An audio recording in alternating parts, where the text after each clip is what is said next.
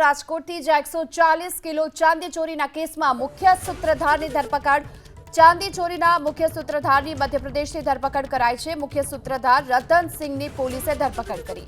બોટાદના રાજુ ભોજકની ધરપકડ બાદ રતનસિંહનું નામ ખુલ્યું હતું। જો કે અત્યાર સુધીમાં 140 કિલો પૈકીને 111 કિલો ચાંદી રિકવર કરવામાં આવી છે અને 4 આરોપીની ધરપકડ કરાઈ છે।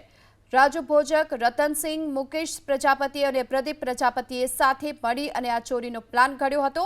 140 કિલો ચોરેલી ચાંદીની ભાગબટાઈ રાજુ ભોજકરના ઘરે કરવામાં આવી હતી અને રાજુના ભાગે 31, પ્રદીપ અને કમલેશ પ્રજાપતિના ભાગે 40 કિલો ચાંદી આવી હતી।